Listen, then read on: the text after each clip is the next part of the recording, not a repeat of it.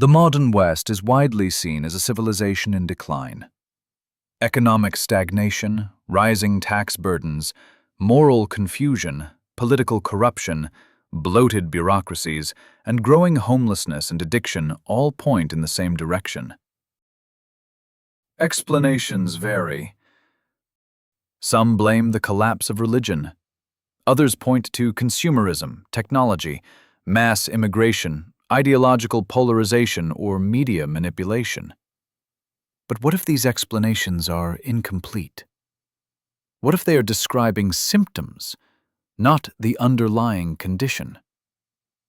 For all our technological sophistication, humans remain biological creatures. Every thought we form, every value we hold, and every system we build is filtered through the body. Culture shapes politics, but culture itself is constrained by biology. If a population becomes physically weaker, more sedentary, hormonally disrupted, cognitively impaired, or metabolically unhealthy, its culture and institutions will inevitably reflect that change. This is not moral judgment. It is biological reality. For much of the 20th century, average IQ scores in developed nations rose steadily, a phenomenon known as the Flynn effect. Many researchers believe this cognitive rise supported the unprecedented innovation of that era. But beginning in the early 21st century, multiple Western countries observed a slowing, plateau, and in some cases, reversal of these gains. The reasons remain debated. IQ is not a perfect measure of intelligence, and test changes, demographics, education systems, and social factors all matter. Still, across multiple datasets, a consistent signal has emerged. Something changed. And cognitive trends at the population level matter. Even small shifts compound over generations. Researchers have proposed several contributing factors, none of them decisive alone, but potentially meaningful in combination. Increased exposure to screens during critical developmental years has been associated with changes in attention, learning, and neurodevelopment, particularly in children. Rising consumption of ultra-processed foods, combined with declining physical activity, has coincided with a dramatic increase in obesity, a condition repeatedly associated with impaired cognitive performance and metabolic stress on the brain. Certain environmental chemicals, including some pesticides and endocrine disruptors, have been linked in specific studies to neurodevelopmental and hormonal effects. The extent to which low-level, chronic exposure affects populations remains an active area of research, not settled fact. Likewise, increased marijuana use, especially early and frequent use, has been associated in multiple studies with lower adult cognitive outcomes, though causality and magnitude remain contested.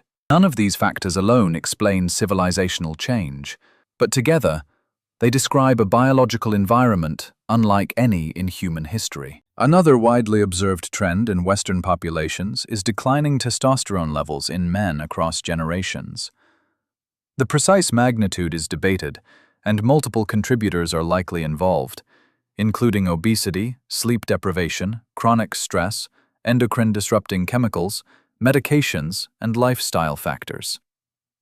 Testosterone is not merely about aggression or reproduction. It plays a role in energy, motivation, resilience, muscle strength, bone density, mood, and stress tolerance. As average levels decline, shifts in male behavior and vitality are not surprising. This does not mean biology determines destiny, but it does shape the range of likely outcomes. Alongside these trends, sperm counts and fertility rates in many Western countries have fallen sharply since the mid-20th century. The data are complex and heterogeneous, but the direction is difficult to ignore. Fertility is not just a personal matter. It is the biological engine of civilization.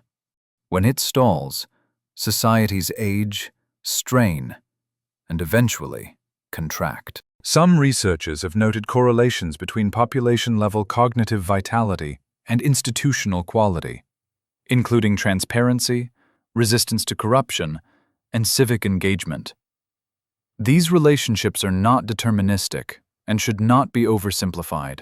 Still, it is reasonable to ask, if a population becomes more fatigued, less confident, more cognitively strained, and increasingly risk-averse, does it become more tolerant of bureaucratic control, paternalism, and simplified narratives? Biology does not dictate politics, but it shapes what populations are capable of sustaining. None of this implies collapse is inevitable.